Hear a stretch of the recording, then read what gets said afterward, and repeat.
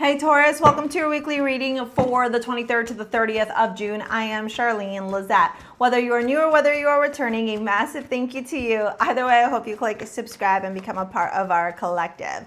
All right, let's see what's going on for you this week, Taurus. We have Venus is in Taurus. I'm just gonna say that.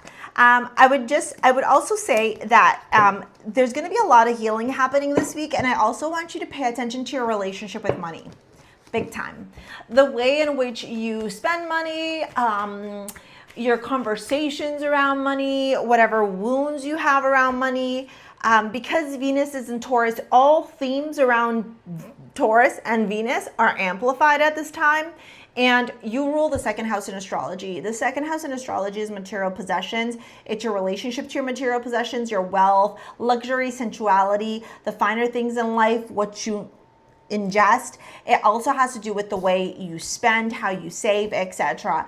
And so it also has to do with money's earned, like how you earn money. So a lot of times what I see with people, if they have Venus, Taurus second house, or like a prominent second house placements, is that if they have wounds, right? Like they grew up poor, scarcity mindset, lack mindset, bad relationships with food, or like shame, guilt, etc., all that stuff.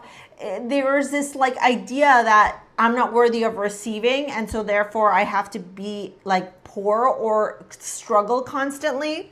And this whole week, the reason I'm saying this is because it's like multifaceted. There's something to do here with your self-worth and your confidence, something to do with somebody else's ego, their desire for arguments, for fights, for drama, for problems, and then this codependency, like this dynamic that you're fucking looped into, honestly, which you want to free yourself from, but you keep finding yourself learning, like repeating the pattern. And so it's like, what's the lesson that's coming up?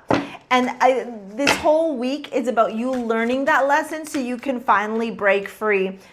Like it says, cracked open, rock bottom, surrender to the alchemy of life. So I'm not surprised that showed up there. The Page of Swords, the Five of Swords, the Wheel of Fortune is literally swords turning around and going. If you keep engaging and taking bites of this person's bait, you're going to keep cycling in this toxicity, in this drama, in these arguments, in these problems without any path forward. It's like, hitting your head up against the wall and expecting something different kind of thing, right? We have Uranus and service.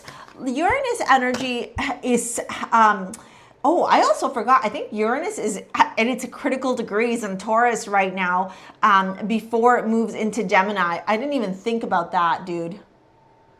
Damn. That's crazy. So you're like everything that's not serving you anymore, everything that is like having to break free. You could be very also erratic this week, very angry or very frustrated.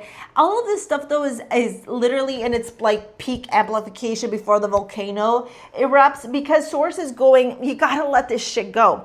Page of Swords, Five of Swords, the Wheel of Fortune, the Devil.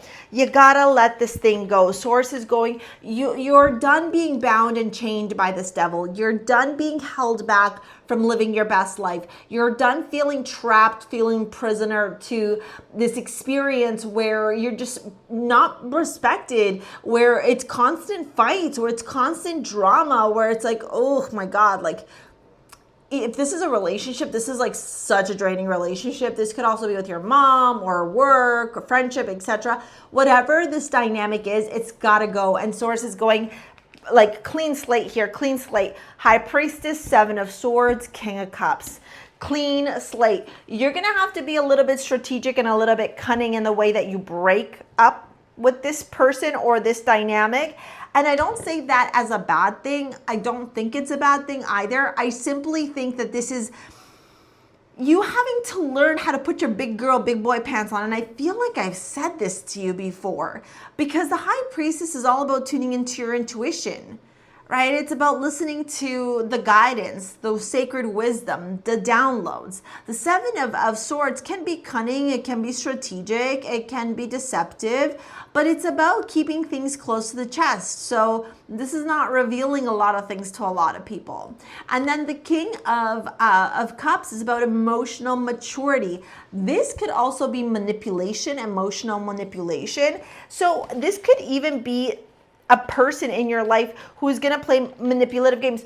Oh, you know, I didn't mean that. Oh, it's, you know, oh, there you go again, making a drama in your life. Oh, this is the youth, you know, like just trying to discredit you, gaslight you.